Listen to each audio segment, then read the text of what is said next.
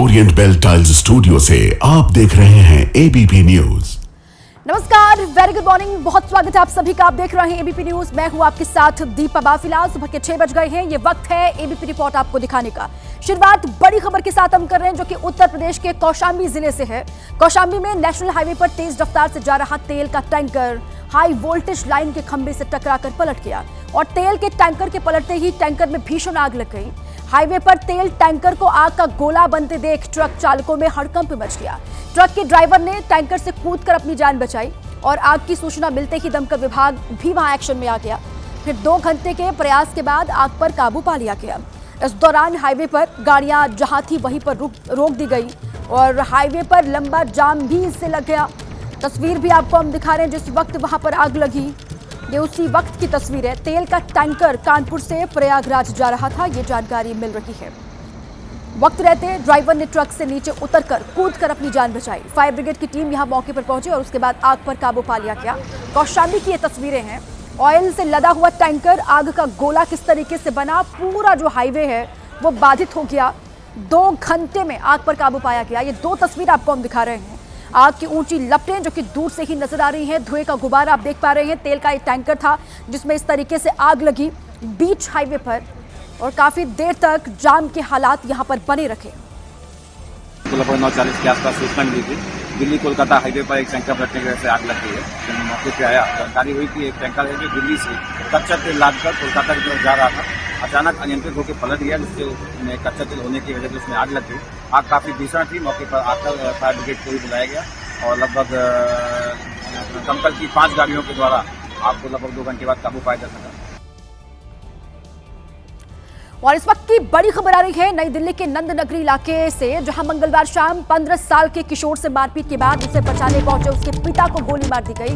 मृतक मोहम्मद अमरुद्दीन को अस्पताल में मृत घोषित कर दिया गया। वारदात के बाद इलाके में दहशत का माहौल है। पुलिस ने हत्या का मुकदमा दर्ज कर आरोपियों की जांच पड़ताल शुरू कर दी है।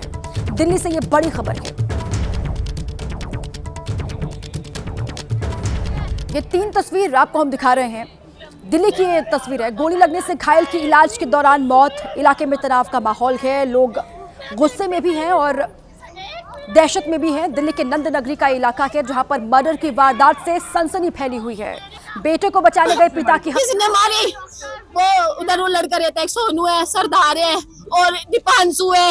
ये सब थे मिले हुए, सुनील थे, इन्होंने मारी है। पुलिस ने कुछ नहीं पकड़ा, किसी को नहीं पकड़ा। अभी मैं सरकार से ना यही चाहती हूँ, जैसे मेरा घर उजड़ा है ना, इससे पहले भी बहुत घर उजाड़ चुके हैं भाई, तीनों चारों। मेरा घर उजड़ा जैसे किसी का ना उजड़े। बड़ी खबर मुंबई से मिल रही है। आपको बता दें, मुंबई के कांदीवली में बस में आग लगी है। वेस्टर्न एक्सप्रेसवे हाईवे पर सरकारी बस में आग की जानकारी सामने आ रही है। बस में खराबी की वजह से ये आग लगी है। बस में सवार कोई यात्री नहीं था, ये जानकारी सामने आई। ये बड़ी खबर और जो तस्वीरें मिली है वो भी आपको हम दिखा रहे हैं। मुंबई के कांदीवली की ये तस्वीर है, वही की एक घटना है। बस में अचानक से भीषण आग लग गई। वेस्टर्न एक्सप्रेसवे हाईवे पर ये सरकारी बस में आग लगी है। बस में खराबी की वजह से ये आग लगी और इसी पर हमारी संवाददाता नम्रता दुबे और जानकारियों के साथ जुड़ चुकी है। नम्रता, क्या डिटेल्स हैं इस अग्निकांड को लेकर? देखिए दीपा, ये बस में आग लगी है, भीषण आग है, जो तस्वीरों के जरिए समझा जा सकता है। टेक्निकल खराबी के चलते जो है बस डेपो पर पहले ही खाली करा ली गई थी। जो कुछ पैसेंजर्स बैठे थे उनको भी कहा गया कि वो बस आगे तक नहीं जाएगी, लेकिन तभी अचानक बस में आग लग गई और पूरी बस जो है वो जलकर खाक हो गई है। तो ऐसे में मुंबई मेट्रो सिटी, कभी कोई पिलर गिर जाता है, कभी बस में आग लग जाती है, कभी लोकल ट्रेन की घटनाएं होती हैं। तो इन टेक्निकल चीजों पर शहर में ध्यान देने की बहुत ज्यादा जरूरत है, क्योंकि बस के आग की स्थिति देखिए, आग का गोला बन चुकी है। और ये कोई मुंबई के अंदर का इलाका नहीं, वेस्टर्न एक्सप्रेस हाईवे है, यानी कि मेन मुख्य सड़क का इलाका है। और वहां पर बसों की स्थिति अगर इतनी खस्ता हाल है तो क्या कुछ समस्याएं और भी बढ़ सकती हैं, इसको लेकर गंभीर सवाल खड़े होते हैं। बस जो है ये 289 रूट पर, यानी कि कांदीवली की रूट की तरफ जा रही थी और अचानक से बस ने पूरी तरह से आग का गोला का रूप ले लिया। बस में पहले से टेक्निकल खराबी बताई जा रही थी, कुछ ब्रेक फेल का इशू बताया जा रहा था, जिसके बाद बस को जो है डेपो भेजा जा रहा था रिपेयर के लिए, और तभी अचानक से बस में आग लगने की घटना जो है वो सामने आई। ठीक है, शुक्रिया आपका नम्रता पूरी जानकारी के लिए। बस में खराबी की वजह से आग लगी है। खबर दिल्ली से है। दिल्ली में 3 फरवरी को रोड एक्सीडेंट में साकिल नाम के लड़के की मौत के बाद अब उसकी मां ने अपने बेटे को इंसाफ दिलाने का बीड़ा उठाया। सोशल मीडिया पर मां ने रोते हुए वीडियो डाला तो अब 14 दिन बाद पुराने एक्सीडेंट की फाइल फिर से खुली और 23 साल के साहिल को इंसाफ दिलाने की मुहिम भी शुरू हो गई है। साहिल की मां, जिन्होंने अपना इकलौता बेटा खोया, वो चीख चीख कर उस एक्सीडेंट में शामिल लोगों पर कार्रवाई की मांग कर रही हैं। इनको सजा मिलनी चाहिए। ऐसे कोई भी किसी की जिंदगी और पूरी दुनिया उजाड़ के खुलेआम नहीं घूम सकता। 3 फरवरी को दिल्ली के द्वारका में एक स्कॉर्पियो कार में बैठे भाई बहन ने सामने बाइक से आ रहे साहिल को टक्कर मारी, जिससे उसकी मौत हो गई। आरोप है कि वो ओवर स्पीडिंग में रील बना रहे थे। इनको फन चाहिए, गाड़ी चला के फन चाहिए इनको। ये क्रिमिनल्स है। एक ही एक्ट बार बार ओवर स्पीडिंग। जिस गाड़ी से एक्सीडेंट हुआ उस पर ओवर स्पीडिंग समेत कुल 13 चालान, यानी आदतन लापरवाही हो रही थी।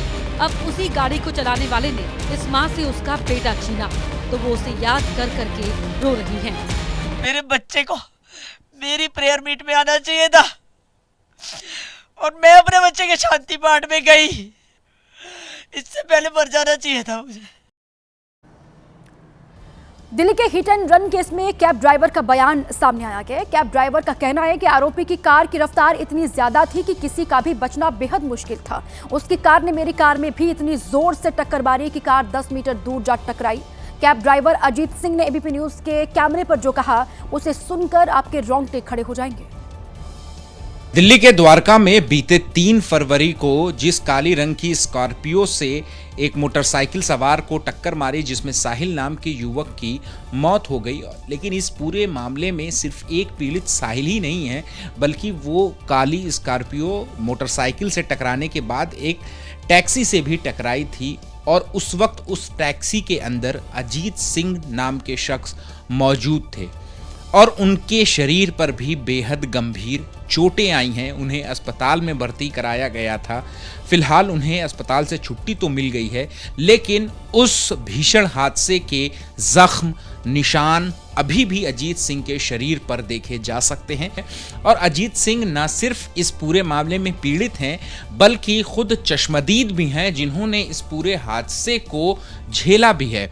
अजीत जी, हम सबसे पहले आपसे यही जानना चाहेंगे कि उस 3 फरवरी की दोपहर को क्या कुछ हादसा जो है वो हुआ था? आपने क्या किस तरीके से वो गाड़ी जो है वो आपकी गाड़ी से आकर के टकराई? क्या कुछ आपको याद है?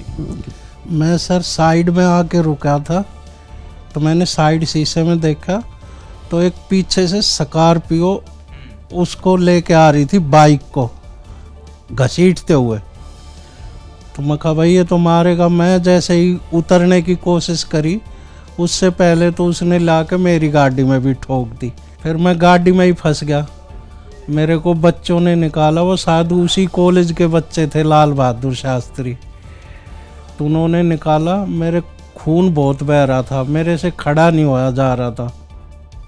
इसी बीच बड़ी खबर आ रही है। यूपी के कानपुर से बड़ी खबर है, जहां रावतपुर इलाके में बीजेपी नेता सोनू राठौर की हत्या की कोशिश की गई है। बीजेपी नेता पर आधा दर्जन युवकों ने पहले चाकू से एक के बाद एक ताबड़तोड़ वार किए और फिर उन्हें गोली मार दी गई। घटना के बाद मौके पर पुलिस बीजेपी नेता सोनू राठौर को हैलेट अस्पताल लेकर पहुंची, जहां उनका इलाज चल रहा है। वही घटना के 1 घंटे के अंदर पुलिस ने आरोपी अभिषेक विश्वकर्मा को गिरफ्तार भी कर लिया। आरोपी कानपुर बजरंग दल का पदाधिकारी बताया जा रहा है, जिसको गिरफ्तार किया गया है।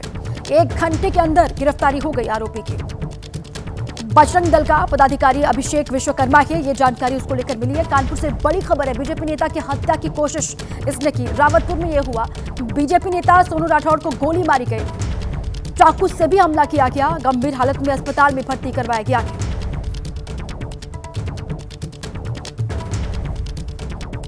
दोनों पक्षों में मारपीट हुई है और गोली चली है।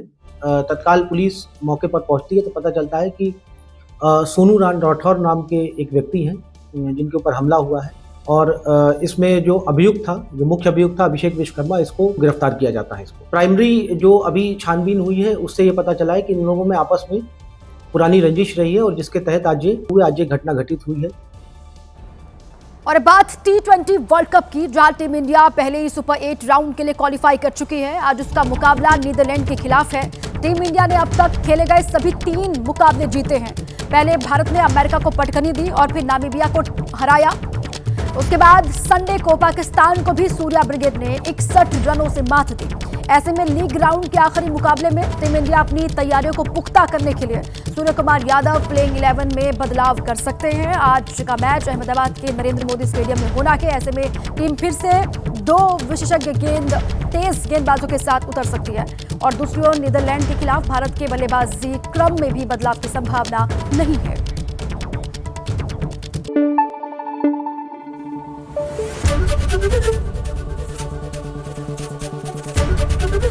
एबीपी न्यूज आपको रखे आगे।